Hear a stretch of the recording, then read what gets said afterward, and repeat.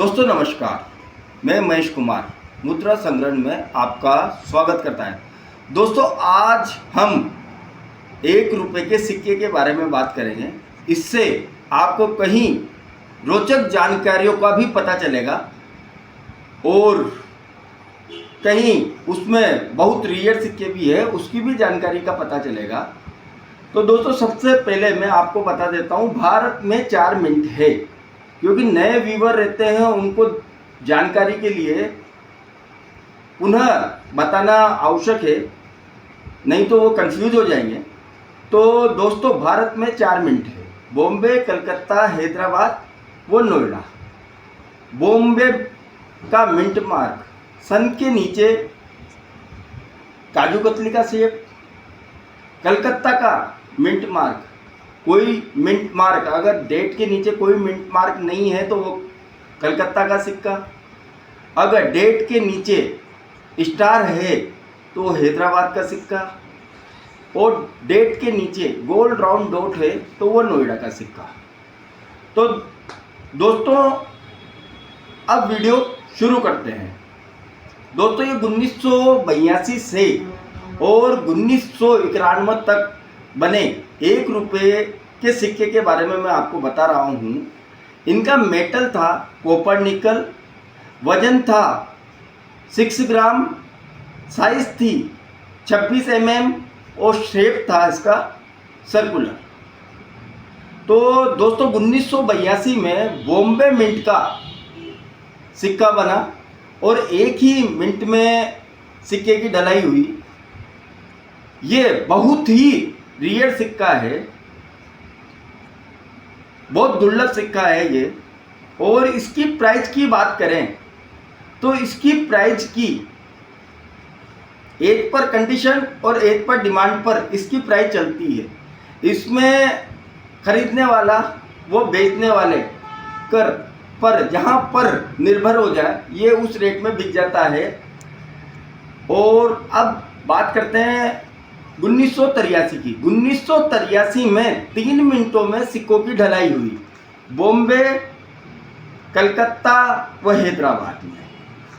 तो बॉम्बे का सिक्का कॉमन है, कलकत्ता का सिक्का भी कॉमन है और हैदराबाद का सिक्का बहुत ही रेयर सिक्का है। इसकी भी लेने व बेचने वाले पर निर्भर करती है कि वो किस हिसाब से ले और किस हिसाब से दे, मतलब कीमत दोनों आपस में बैठकर तय करते हैं। दोस्तों आपको वीडियो में अगली जानकारी देने के पहले मैं आपको एक और चीज़ बता देता हूँ कि आप वीडियो थोड़ा लंबा हो जाएगा, आपको समझने के लिए आप एक डायरी में भी नोट करते चलें, ताकि या फिर जब तक आपको पूरा वीडियो समझ में नहीं आए तब तक आप अगले वीडियो पर न देखें। पूरा पहले इस वीडियो को समझें, फिर आप अगला वीडियो देखें, चाहे 1 बार देखना पड़े चाहे 2 बार देखना पड़े। दूसरी बात, अगर आपके पास में वीडियो देखने का समय नहीं है तो जब आपको समय मिले जब वीडियो देखें। दोस्तों 1984 में ये 3 मिनटों में सिक्कों की ढलाई हुई, बॉम्बे, कलकत्ता व हैदराबाद में। बॉम्बे कलकत्ता का तो कॉमन कैटेगरी का सिक्का है, लेकिन हैदराबाद का सिक्का स्केट श्रेणी का सिक्का है। और फिर यह 1985 में पुनः 4 मिनटों में ढलाई हुई। ये 4 मिनट कौन सी थी दोस्तों? Bombay mint, Calcutta mint, Heaton mint और लंदन मिंट। ये चारों ही कॉमन सिक्के हैं। आपको हेडन मिंट का मिंट मार्क बता देता हूँ, ये विदेश मिंट में भी सिक्के की ढलाई हुई है। हेडन मिंट में दिनांक के नीचे एच मिंट मार्क लिखा आता है, वो हेडन मिंट का सिक्का है। तो दोस्तों अगर आपको सिक्कों में कहीं हेडन मिंट का सिक्का मिले तो आप उसको रेयर मत समझ लेना। ऐसे ही एक और विदेशी मिंट में सिक्के की ढलाई हुई है 1985 में, लंदन मिंट में। लंदन मिंट में दिनांक जहां लिखी रहती है वहां पर 1 लिखा रहता है, उस 1 के नीचे मिंट मार्क आता है। तो आप दोस्तों जहाँ पर आपको ये मिंट मार्क दिखे तो आप इसको भी रियल न समझ लें, यह कॉमन सिक्के हैं। दोस्तों अब बात करते हैं 1986 की। 1986 में बॉम्बे मिंट, कलकत्ता मिंट व हैदराबाद मिंट में सिक्कों की ढलाई हुई और बॉम्बे मिंट का सिक्का कॉमन कैटेगरी का है, कलकत्ता मिंट का सिक्का कॉमन कैटेगरी का है और हैदराबाद का सिक्का स्केयर कैटेगरी की श्रेणी में आ चुका है। लगभग इसकी कीमत की बात करें तो हैदराबाद के सिक्के की कीमत 100 रुपये से लेके 1000 रुपये चल रही है। तो दोस्तों ये मैंने 1986 तक आपकी बात करी। 1987 की बात करते हैं। 1987 में दोस्तों 3 मिनटों में ढलाई हुई बॉम्बे, कलकत्ता व हैदराबाद में। बॉम्बे का सिक्का कॉमन कैटेगरी का आता है, कलकत्ता का सिक्का कॉमन कैटेगरी का आता है, लेकिन हैदराबाद का सिक्का रियर की कैटेगरी, स्कार की कैटेगरी में जा चुका है। दोस्तों अब इसकी प्राइस की बात करते हैं। प्राइस इसकी 100 रुपये से लेके 500 रुपये चल रही है। 500 रुपये दोस्तों यूएनसी की प्राइस है। दोस्तों अब बात करते हैं 1988 की। 1988 में 4 मिनटों में ढलाई हुई है बॉम्बे, कलकत्ता, हैदराबाद व नोएडा। दोस्तों आपको इसी में एक जानकारी और दे देता हूँ। 1988 में ही नोएडा मिंट चालू हुई है। इसके पहले दोस्तों कभी भी आप सिक्कों को चेक करें तो आपको नोएडा मिंट का सिक्का नहीं मिलेगा, क्योंकि 1988 में नोएडा मिंट में सिक्के बनना चालू हुए हैं। तो अब बात करते हैं दोस्तों Bombay mint. Bombay mint common सिक्का है, कलकत्ता मिंट कॉमन सिक्का है, हैदराबाद मिंट स्कार की श्रेणी का सिक्का है और नोएडा मिंट भी रियर कैटेगरी का सिक्का है। दोस्तों अब बात करते हैं कीमत की। तो कीमत दोस्तों इसमें नोएडा मिंट की 300 रुपये से लेके 2000 रुपये चल रही है। तो आप चेक करें कहीं आपके सिक्कों में नोएडा मिंट का सिक्का तो नहीं है। दोस्तों अब बात करते हैं 1989 1989 की। दोस्तों इसमें 4 मिनटों में सिक्के बने हुए हैं। Bombay mint, Calcutta mint, Hyderabad mint और नोएडा मिंट। दोस्तों इसमें बॉम्बे मिंट व कलकत्ता मिंट तो कॉमन सिक्के हैं, लेकिन हैदराबाद और नोएडा मिंट के सिक्के स्कार की श्रेणी में शामिल हो गए हैं।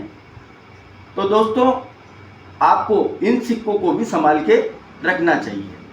अब बात करते हैं 1990 की। 1990 में 4 मिनटों में सिक्कों की ढलाई हुई है Bombay mint, Calcutta mint, Hyderabad mint और नोएडा मिंट।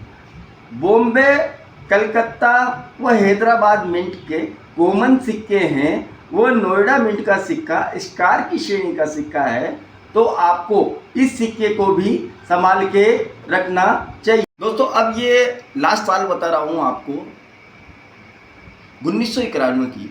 1991 के बाद में धातु की वैल्यू बढ़ गई थी, इस कारण से इन सिक्कों की मिंटेज नहीं हुई और उसके बाद में एफएसएस के सिक्के आने लगे। तो आप 1991 की 4 मिनटों में ढलाई हुई बॉम्बे, कलकत्ता, हैदराबाद व नोएडा।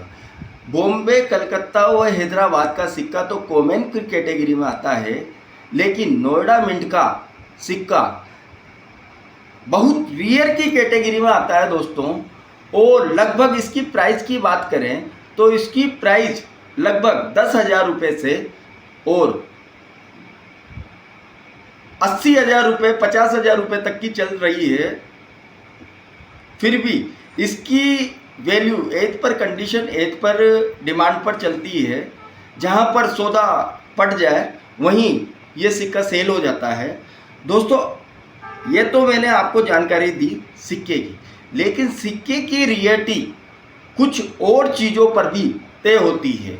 जैसे अगर सिक्के अदर मेटल स्ट्राइक बन जाए, मतलब अगर सिक्के को बनना कॉपर निकल का था, लेकिन कई बार मिंट से गलती हो जाती है। ऐसे तो मिंट में बहुत ध्यान रखा जाता है, फिर भी कई बार पैकेट में कॉपर के सिक्के भी निकल जाते हैं, या फिर एल्यूमिनियम के सिक्के भी निकल जाते हैं, या फिर स्टील का बना हुआ सिक्का भी निकल जाता है।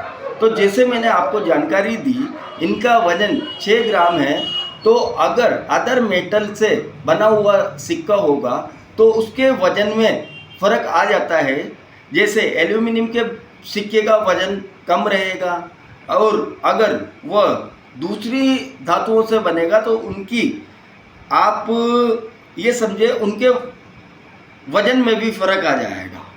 इसलिए आपको मेटल की भी इसमें जानकारी होना बहुत आवश्यक है, बहुत गौर करके देखना चाहिए इनमें। और जैसे रियेटी इसमें और बहुत सी चीज़ों की भी चलती है। ऐसे सिक्के बहुत ऊंची दामों में जाते हैं। जैसे हम बात करते हैं 1985 की, सारे सिक्के कॉमन में थे, लेकिन उसमें एक को या किसी को कॉपर का सिक्का मिल गया, तो ऑप्शन में लगभग वह तोड़ी वाला ऑप्शन में वो लगभग 2.5 लाख रुपए का बिका। तो इसलिए दोस्तों आपको लगभग इसमें मेटल की भी जानकारी होनी चाहिए। उससे आप जानकारी रहेगी तभी आप कलेक्शन कर पाएंगे और तभी आप इसमें पैसा कमा पाएंगे। तो दोस्तों अगर आपके पास में कॉपर निकल के 1982 से 1991 तक के बहुत सारे सिक्के रखे हों तो आप देखें कहीं आपके पास में रियल सिक्के तो नहीं निकले हैं या नहीं रखे हुए हैं, तो उन रियल सिक्कों को संभालो। एक दूसरी बात आपको एक और जानकारी दूंगा, अभी कॉपर निकल के सिक्कों को, चाहे वो कॉमन सिक्का भी हो, उसको बेचने की जल्दबाजी न करें, क्योंकि आने वाले समय में कॉपर निकल का भाव जो बढ़ेगा, जो मेटल का भाव बढ़ेगा, जैसे जैसे सिक्कों की प्राइस भी बढ़ती जाएगी। इसलिए थोड़ा संभाल के रखें।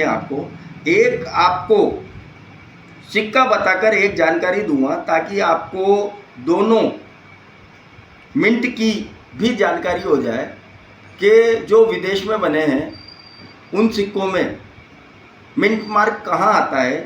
तो दोस्तों देखिए, जूम करो। दोस्तों मैं आपको एक ये सिक्का बता रहा हूँ, ये 1985 का सिक्का है। ये लंदन मिंट से छपा हुआ सिक्का है।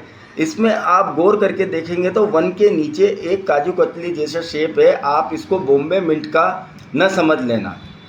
दोस्तों आपको एक अगला सिक्का बता रहा हूँ, इसमें H मिंट मार्क है।